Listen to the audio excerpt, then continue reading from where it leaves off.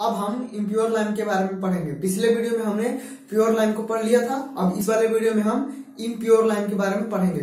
तो impure lime को जो है दो भागों में बांटा जाता है। एक जो पहला वाला होता है वो होता है पुअर लाइम या लीन लाइम, और दूसरा होता है हाइड्रोलिक लाइम। और ये जो क्लासिफिकेशन किया गया है, ये लाइम में यानी कि चूने में अशुद्धियां कितनी है, उनका परसेंटेज कितना है टोटल वेट की तुलना में, इसके आधार पे क्लासिफिकेशन किया गया है। तो हम अब देखते हैं इम्प्योर लाइम के बारे में। तो इम्प्योर लाइम में पहला है पुअर लाइम या लीन लाइम। तो इसमें जो है अशुद्धियों की मात्रा 30% से ज्यादा होती है। इसमें अशुद्धियों की मात्रा 30% से ज्यादा होती है, ठीक है। तो पुअर लाइम इसे बोलते हैं। और ये जो है ये वातावरण से CO2 एब्जॉर्ब करके सेट होने लगता है। तो इसमें अशुद्धियों की मात्रा ज्यादा होने के कारण ये जो एटमॉस्फेयर है वहां से क्या करेगा कि कार्बन डाइऑक्साइड है, तो कार्बन डाइऑक्साइड से रिएक्शन करके और कैल्शियम कार्बोनेट बनाने लगेगा, और कैल्शियम कार्बोनेट बनाएगा तो वो क्या होगा कि हार्ड होने लगेगा, ठीक है, तो सेट होने लगेगा। इसका यूज रफ वर्क में करते हैं। तो देखिए जो लाइम होता है उसमें इम्प्योरिटी जो है एक निश्चित मात्रा में रहेगी, तो उसकी स्ट्रेंथ ज्यादा रहेगी। अगर उस मात्रा से अधिक हो गई लाइम, अधिक इम्प्योरिटी हो गई तो भी स्ट्रेंथ कम हो जाएगी। अगर ज्यादा शुद्ध हो गया, ज्यादा प्योर हुआ तो भी उसकी स्ट्रेंथ कम हो जाएगी। तो 30% से अगर ज्यादा होगी अशुद्धि, 30% से ज्यादा होगी अशुद्धि, तो ये क्या होने लगेगा, इसकी स्ट्रेंथ क्या होने लगेगी, कम होने लगेगी, ठीक है। तो इसका यूज किसमें करते हैं, इसका यूज रफ वर्क में करते हैं, जहां पे ज्यादा लोड ना आ रहा हो, ऐसे सामान्य कार्य हो, वहां पे कर लेते हैं। अब दूसरा है हाइड्रोलिक लाइम। तो हाइड्रोलिक लाइम जो है कंकड़ से प्राप्त होता है। जो कंकड़ होता है उसके कैल्सिनेशन से, कैल्सिनेशन हमने पिछले वीडियो में डिस्कस किया था क्या होता है, तो कैल्सिनेशन से प्राप्त होता है। और इसमें अशुद्धियों की मात्रा 5% से लेकर के और 30% तक होती है। तो हाइड्रोलिक लाइम में अशुद्धियां जो होती है वो 5% से लेके 30% तक होती है। और कंकड़ का कैल्सिनेशन देर से होता है। तो देर से इसलिए कैल्सिनेशन होता है, इसमें कैल्सिनेशन में वही कार्बन डाइऑक्साइड और नमी जो होती है वो बाहर निकलती है, तो इसलिए देर से होता है, क्योंकि इसमें 5 से 30% तक क्या है, अशुद्धियां हैं, इम्प्योरिटी है। तो वहां पे कार्बन डाइऑक्साइड को निकलने में थोड़ा सा टाइम लगता है, ठीक है।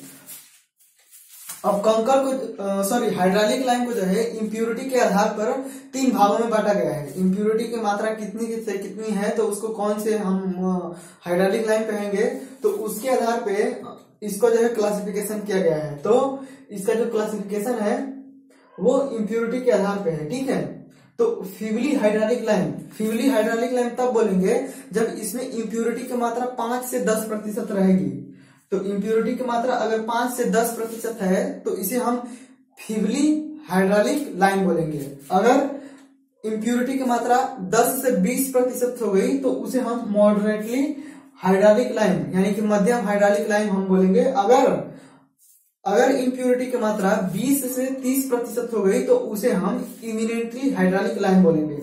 इमिनेंटली हाइड्रोलिक लाइम हम इसे बोलते हैं। तो ये जो इमिनेंटली हाइड्रोलिक लाइम होता है, इसमें अशुद्धि की मात्रा 20 से 30% होने के कारण जो है इसकी स्ट्रेंथ क्या होती है कि ज्यादा होती है। इसकी स्ट्रेंथ क्या होती है, ज्यादा होती है। इसमें 20 से 30% अशुद्धि होने के कारण, अगर अशुद्धियों के रूप में हमने बताया था कि क्या क्या होता है, वही क्ले होता है, आयरन ऑक्साइड होता है, मैग्नीशिया होता है और सिलिका होता है, ठीक है।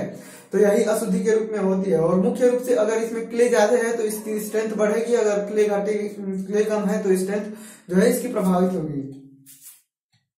हाइड्रोलिक लाइम को अशुद्धियों की मात्रा बढ़ाने पर लाइम की क्वालिटी बढ़ती है, ठीक है ना। तो क्वालिटी बढ़ने का मतलब है कि वही उसकी स्ट्रेंथ क्या होगी, इंप्रूव होगी। तो अशुद्धियों की मात्रा बढ़ेगी तो इसकी क्वालिटी बढ़ती है। हाइड्रोलिक लाइम में अशुद्धियों के रूप में क्ले होता है, सिलिका होता है, आयरन ऑक्साइड होता है और मैग्नीशिया उपस्थित होते हैं। तो इसमें हमने बताया कि अशुद्धियों के रूप में जो है क्ले, आयरन ऑक्साइड, मैग्नीशिया और सिलिका उपस्थित होते हैं। हाइड्रोलिक लाइम में उपस्थित अशुद्धियां जैसे कि क्ले और सिलिका, ये लाइम से रिएक्शन करके कैल्शियम सिलिकेट और कैल्शियम एल्यूमिनेट बनाती हैं। तो देखिए हाइड्रोलिक लाइम में उपस्थित अशुद्धियां लाइम से क्रिया करके कैल्शियम सिलिकेट तथा कैल्शियम एल्यूमिनेट नामक कॉम्प्लेक्स कंपाउंड बनाते हैं, जो चूने को क्या करते हैं, स्ट्रेंथ प्रदान करते हैं। तो तो जो सिलिका होता है, सिलिका जो होता है वो जो चूने से रिएक्शन करता है तो वो क्या बनाता है, कैल्शियम सिलिकेट। तो ये जो होता है वो चूने में स्ट्रेंथ प्रदान करता है, ठीक है। कैल्शियम सिलिकेट चूने को स्ट्रेंथ प्रदान करता है, उसमें जो है लोड सहने की क्षमता आती है। जबकि कैल्शियम एल्यूमिनेट है, जो एल्यूमिना है Al2O3 जो क्ले है, तो ये जो कंपाउंड है ये चूने को मतलब सेट करता है, जल्दी से सेट करता है। देखिए पिछले वीडियो में मैंने बताया था कि सेट क्या होता है और हार्ड क्या होता है। तो सेट होने का मतलब होता है कि सॉलिड हो जाना, ठीक है ना। पिछले वीडियो में मैं कठोर बोल रहा था तो उसको सही कर लीजिएगा। सेट होने का मतलब है कि ठोस हो जाना। तो जो लाइन होगा जब हम उसका मोटार बनाएंगे तो गीली अवस्था में होगा, तो जब सॉलिड होगा ठोस हो जाएगा, ठीक है ना। तो वो सॉलिड हो जाएगा, वो पहले प्लास्टिक स्टेट में रहेगा, यानी कि हम उसको किसी भी शेप में ढाल सकते हैं। और जब सॉलिड हो जाएगा तो वो किसी भी शेप में नहीं ढाल सकते, जैसे रहेगा वैसे ही। तो वो सॉलिड हो जाएगा, लेकिन हम उस पर लोड लगाएंगे तो वो लोड जो है सहन नहीं करेगा, वो क्रश कर जाएगा। जब उसमें हार्डनिंग होगी, स्ट्रेंथ सहने की जो क्षमता होती है, जो क्षमता आती है, उसको हम बोलते हैं कि हार्डनिंग। तो जब हार्डनिंग होगी तब उसमें जो है लोड सहने की क्षमता आती है। तो यहाँ पे चूने में जो है कैल्शियम सिलिकेट और कैल्शियम एल्यूमिनेट, ये जो अशुद्धियां होती हैं, सिलिका और क्ले, मैग्नीशिया और आयरन ऑक्साइड, तो इनमें से सिलिका और एल्यूमिना से जो है ये दोनों कंपाउंड बनते हैं और ये जो है इसको स्ट्रेंथ प्रदान करते हैं। ये जो है सेटिंग जल्दी से सेट करता है और ये क्या करता है कि उसको स्ट्रेंथ प्रदान करता है। इसको बुझाने में अपेक्षाकृत कम पानी की आवश्यकता होती है। देखिए कम पानी की आवश्यकता होगी ही, क्योंकि प्योर लाइम में जो है CaO कंपाउंड है वो ज्यादा मात्रा में है। जो CaO कंपाउंड था प्योर लाइम में, ये जो है 95% तक है। तो ये जो वाटर से रिएक्शन करेगा तो हीट भी ज्यादा निकलेगी, तो वाटर वाष्पित भी ज्यादा होगा। लेकिन इम्प्योर लाइम में, अशुद्ध चूना में CaO क्या है, कम है। तो ये कम है तो वाटर से रिएक्शन करेगा तो ये कुछ तो कम है ना, 10%, 20%, 30% क्या है, ये कम है। तो कम है तो उतनी ज्यादा में हीट निकलेगी नहीं, तो वाटर वाष्पित होगा नहीं। तो यहाँ पे क्या होगा कि अपेक्षाकृत बोल रहा है तो प्योर लाइम से हम तुलना कर रहे हैं, ठीक है ना। तो इसमें क्या होगा कि कम पानी की आवश्यकता होगी। स्लाइकिंग मतलब बुझाना होता है, आप जानते हैं। ये तो यहाँ पे बुझाना लिखे है, यानी कि स्लाइकिंग, ठीक है। तो प्योर लाइम की तुलना में इसमें कम पानी लगेगा। रेट ऑफ स्लाइकिंग का मान स्लो होगा ही। इसमें क्या है कि इम्प्यूरिटी है, तो इम्प्यूरिटी है तो रिएक्शन करने में थोड़ा सा बाधा होगी, वो पानी उससे रिएक्शन करेगा या बीच में आएगा, तो यहाँ पे रिएक्शन करने में दिक्कत होगी क्योंकि इम्प्यूरिटी है। हीट ऑफ हाइड्रेशन का मान कम होगा। वाटर से जब रिएक्शन करेगा तो जो उष्मा निकलेगी वो क्या होगी, कम होगी। ओवरऑल उष्मा क्या होगी, कम होगी। यहाँ पे देखिए 95% है, तो H2O से रिएक्शन कर रहा था, वहां पे तो निकल रहा था 15.6 किलो कैलोरी उष्मा निकल रही थी। तो यहाँ पे क्या है 10, 20, 30% जो भी कम है तो उतनी उष्मा क्या होगी, कम निकलेगी, ठीक है ना। तो हीट ऑफ हाइड्रेशन का मान जो है कम होगा प्योर लाइम की तुलना में। इसको बुझाने में अपेक्षाकृत अधिक समय लगेगा क्योंकि अशुद्धियां हैं इसमें, तो जो है रिएक्शन जल्दी नहीं कर पाएगा। तो वहां पे क्या होगा कि ये जो है ज्यादा टाइम लेगा। बुझाने के बाद इसके आयतन में 50% तक वृद्धि होगी, तो इसका जो वॉल्यूम है वो 50% तक बढ़ेगा। लेकिन हमने प्योर लाइम में देखा था कि उसका जो वॉल्यूम था 2 से 3 गुना बढ़ रहा था, 2 to 3 टाइम, ठीक है। रेट ऑफ सेटिंग का मान जो है अधिक होगा। रेट ऑफ सेटिंग का मान इसलिए अधिक होगा क्योंकि इसमें अशुद्धि है और अशुद्धि के रूप में क्या है, एल्यूमिना ज्यादा मात्रा में है। तो एल्यूमिना क्या करता है कि सेट करता है, जल्दी से उसको सॉलिड स्टेट में बना देता है, जल्दी से ठोस कर देता है। तो क्या होगा कि जल्दी से सॉलिड हो जाएगा तो सेट जल्दी हो जाएगा, ठीक है। तो यहाँ पे इसके बुझाने के बाद इसके आयतन में वृद्धि इतना होगी, रेट ऑफ सेटिंग का मान जो है अधिक होगा, ठीक है ना। समय के साथ ये जल्दी सेट हो जाएगा, जबकि वो क्या होगा कि समय के साथ जो है धीरे धीरे सेट होगा। अब हाइड्रोलिक स्ट्रक्चर क्या होता है, हाइड्रोलिक स्ट्रक्चर वाटर के अंदर जो भी स्ट्रक्चर बनाए जाते हैं वो क्या होते हैं, हाइड्रोलिक स्ट्रक्चर। जैसे वाटर के अंदर जो हमने कोई भवन बना दिया, कुछ भी बना दिया, या वाटर के अंदर जो है कुछ ऐसा चीज हम बना रहे हैं, तो वहां पे क्या होगा कि उसे हम हाइड्रोलिक स्ट्रक्चर बोलेंगे, ठीक है, जो भी जरूरत हो।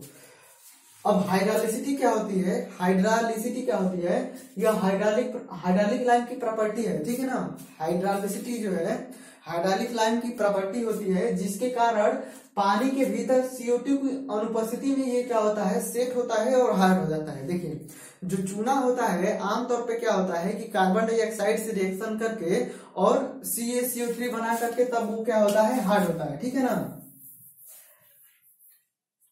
जो CaO है, जो CaO होता है वो CO2 से जब रिएक्शन करता है तब जा करके, सॉरी पहले तो हम इसे बुझाते हैं, तो CaOH ट्वाइस जब बन जाता है तो ये CaOH ट्वाइस जो है CO2 से रिएक्शन करके क्या बनाता है, CaCO3 बनाता है, ठीक है ना। तो ये CaCO3 क्या होता है कि ये जो होता है यही सेट होता है और कठोर होता है और इसमें ही जो है लोड सहने की क्षमता आती है। शुरू में क्या था, शुरू में यही था, फिर हमने बना दिया CaO बना दिया, फिर ये चेंज हो गया इसमें और फिर इससे फिर इसमें चेंज होता है। तो यही मेन होता है जो लोड सहता है और जो भी आता है बाहरी लोड उसको बियर करता है। तो हाइड्रोलिसिटी वो प्रॉपर्टी होती है जो पानी के अंदर, वाटर के अंदर जो है बिना कार्बन डाइऑक्साइड के, बिना CO2 के, अब वाटर के अंदर तो कार्बन डाइऑक्साइड रहेगा नहीं, वाटर के अंदर क्या मिलेगी, घुलित ऑक्सीजन मिलेगी और वाटर रहेगा। तो ये वाटर के अंदर जिसके कारण ये क्या होता है कि CO2 की अनुपस्थिति में, ठीक है ना, सेट और हार्ड हो जाता है। जो गीला रहेगा तो वो ठोस में बदल जाएगा और फिर धीरे धीरे क्या हो जाएगा, हार्ड हो जाएगा, तो उसमें लोड सहने की क्षमता आ जाएगी। तो जो लाइम की ये वाली प्रॉपर्टी है उसको हम क्या बोलते हैं, हाइड्रोलिसिटी बोलते हैं इस प्रॉपर्टी को, ठीक है। हाइड्रोलिक लाइम की हाइड्रोलिसिटी के लिए मुख्य रूप से क्ले रिस्पॉन्सिबल है। अगर क्ले नहीं होगा इसमें, हाइड्रोलिक लाइम में अगर क्ले नहीं होगा तो क्या होगा, इसमें हाइड्रोलिसिटी का गुण जो है नहीं होगा, ठीक है। क्ले के कारण ही वो जो वाटर के अंदर क्या होता है, सेट होता है और हार्ड होता है, तो उसमें लोड सहने की क्षमता आती है, ठीक है। तो ये वाला जो है बहुत इंपॉर्टेंट है कि जो लाइम की हाइड्रोलिसिटी के लिए कौन रिस्पॉन्सिबल है, तो उसके लिए क्ले रिस्पॉन्सिबल है, ठीक है। या क्ले को एल्यूमिना बोला जाता है कभी कभी, तो एल्यूमिना बोल देंगे, ठीक है ना, क्योंकि एल्यूमिना जो है क्ले का मिनरल है, ठीक है। तो एल्यूमिना हम यह बोलते हैं। अब देखते हैं हम कि चूने का क्लासिफिकेशन, इंडियन स्टैंडर्ड IS ने जो है चूने को जो है क्लासिफाई किया है ABCD उसके स्ट्रेंथ के अनुसार जो है अलग अलग ग्रुपों में। तो पहला है इमिनेंटली हाइड्रोलिक लाइम। पहला क्या है, इमिनेंटली हाइड्रोलिक लाइम। इसे जो है क्लास A की श्रेणी में रखा गया है, क्लास A इसका, इसको जो है क्लास A के अंतर्गत रखा गया है, ठीक है। तो क्या है, इमिनेंटली हाइड्रोलिक लाइम। और ये क्लासिफिकेशन जो है किया गया है IS 712 के अनुसार, इंडियन स्टैंडर्ड 712 के अनुसार जो है ये क्लासिफिकेशन किया गया है इनका। तो इमिनेंटली हाइड्रोलिक लाइम है, ये क्लास A का चुना है। इसमें इम्प्योरिटी हमने पढ़ा है 20 से 30% होगी। इम्प्योरिटी कितनी होती है, 20 to 30%। Initial setting time 2 hours और फाइनल सेटिंग टाइम 48 आवर्स। देखिए मैं बताता हूं इनिशियल और फाइनल सेटिंग टाइम क्या होता है। जो चूना मसाला है, ये चीज हम सीमेंट में भी पढ़ेंगे इसके जस्ट बाद। तो जैसे चूना मसाला है, हमने चूना मसाला ये बना दिया, ठीक है। तो ये क्या है, इसमें नमी है और ये गीली अवस्था में है। हम लोग देखते हैं ना जो सीमेंट का मसाला होता है तो वो गीला अवस्था में होता है, ठीक है। तो इनिशियल सेटिंग टाइम का मतलब है कि जब हमने चूना मसाला को बनाया तो हमको 2 घंटे के अंदर मतलब कि 2 घंटे होने तक हमको जहां पे उसको लगाना है वहां पे हम क्या करें कि लगा दें, ठीक है। तो मान लीजिए कि हम ये चिनाई कर रहे हैं दीवार की हम चिनाई कर रहे हैं, तो हमको इसमें जोड़ना है, ठीक है। तो इस गीले वाले चूने को जब हमने इसमें वाटर मिलाया तो उस टाइम से लेकर के और 2 घंटे तक हम क्या करें कि जहां पे हमको इसको यूज करना है वहां पे हम क्या कर लें, यूज कर लें, ठीक है। तो ये तो होता है कि इनिशियल टाइम। अब हमने क्या किया कि यहाँ पे दीवार की जुड़ाई में इसको क्या कर दिया है कि लगा दिया है, ठीक है। रद्दों में वर्टिकल और हॉरिजॉन्टल जो जोड़ है वहां पे हमने चूने को लगा दिया है, ठीक है ना। तो ये इनिशियल सेटिंग टाइम हो गया, ठीक है। अब मान लीजिए कि कहीं कोई बच्चा है या कुछ भी है या किसी चीज से लग करके ये जो ईंटें हैं इसमें क्रैक पड़ जाता है, मतलब कि ये जो मसाले का जुड़ाव है ये जो है हिल जाता है, ठीक है ना। तो जब हिल जाएगा तो वो अलग हो जाएगा। तो देखिए क्या होता है 40 फाइनल सेटिंग टाइम इसका क्या है 48 आवर्स है ना। तो अगर उसके अंदर 48 आवर्स के अंदर अगर ये हिल डुल जाएगा तो ये क्या होगा कि जब जोड़ होगा वो छोड़ देगा। तो अगर 48 आवर्स के अंदर ये हिल डुल रहा है तो ये दोबारा से आपस में क्या होगा कि जुड़ जाएगा। ठीक है ना, समझ रहे हैं। जैसे कि मान लीजिए कि ये दो ईंटें हैं और यहाँ से जुड़ी हुई हैं, इनके बीच में चूना मसाला भरा हुआ है। ठीक है, तो हमने लगा दिया है इनिशियल सेटिंग टाइम जो है 2 घंटे खत्म हो गया है। अब 2 घंटे के बाद से तीसरा चौथा घंटा चल रहा है। और मान लीजिए कि ये क्या हो गया कि किसी ने धक्का मारा और ये हिल गया, ईंट क्या हो गई हिल गई, तो अब इसमें क्या हो गया दरार हो गया। ठीक है ना, तो अगर फाइनल सेटिंग टाइम कंप्लीट नहीं हुआ है, फाइनल सेटिंग टाइम अभी कंप्लीट नहीं हुआ है, तो इसमें दरार पड़ गई ना, तो फिर क्या होगा कि ये समय के साथ क्या होगा कि अपने से ये जुड़ जाएगा, फिर से ये जुड़ जाएगा और फिर से पूरा कंबाइन कार्य करने लगेगा। ठीक है, लेकिन अगर फाइनल सेटिंग टाइम खत्म हो गया है और उसके बाद से दोबारा इसमें यहाँ पे क्रैक पड़ गया तो ये दोबारा से आपस में जुड़ेगा नहीं। ठीक है, समझ गए। अगर फाइनल सेटिंग टाइम 48 आवर्स हो गया और 48 आवर्स के बाद अगर हम इसमें क्रैक कोई पड़ गया, यहाँ पे मान लीजिए कि किसी चीज से लग करके और ये अलग हो गया, अगर कितना हो इसको आपस में सटाएंगे तो ये दोबारा से जुड़ेगा नहीं। लेकिन फाइनल सेटिंग टाइम अभी खत्म नहीं हुआ है, अभी है इनिशियल सेटिंग टाइम ही अभी खत्म हुआ है। तो अगर ये अलग हो जाएगा कहीं से, मान लीजिए इसमें क्रैक पड़ गया तो ये अगर इस पे चिपका रहेगा तो दोबारा से ये आपस में जुड़ जाएंगे। तो यही होता है फाइनल सेटिंग टाइम और इनिशियल सेटिंग टाइम, इसीलिए हम लोग निकालते हैं। ठीक है ना, तो इसकी जो फाइनल सेटिंग टाइम होती है वो 48 आवर्स होती है, यानी कि दो दिन तक। ठीक है, 2 दिन के अंदर तक ये अगर कुछ भी उसमें क्रैक्स पड़ेंगे या कुछ भी कहीं से भी वो हिल जाएगा तो दोबारा से वो जुड़ जाएगा। इसकी मिनिमम कंप्रेसिव स्ट्रेंथ जो है आफ्टर 28 डेज, तो 28 दिन के बाद इसकी जो मिनिमम कंप्रेसिव स्ट्रेंथ होती है वो 28 kg पर सेंटीमीटर स्क्वायर होती है। इसके 1 सेंटीमीटर एरिया पे जो है 28 kg का लोड हम लगा सकते हैं। ठीक है, और इसका यूज कहाँ करते हैं, इसका यूज फाउंडेशन में करते हैं, नींव में, हाइड्रोलिक स्ट्रक्चर बनाने में, जो जल के अंदर कोई भी स्ट्रक्चर हो या वाटर में, फ्लोरिंग में करते हैं, फर्श में करते हैं और डैम्प प्लेस में करते हैं। डैम्प प्लेस मतलब कि ऐसी जगह जहां पे नमी हो। ठीक है, जहां पे नमी आ रही हो या नमी हो तो वहां पे हम इसका यूज कर सकते हैं। ठीक है।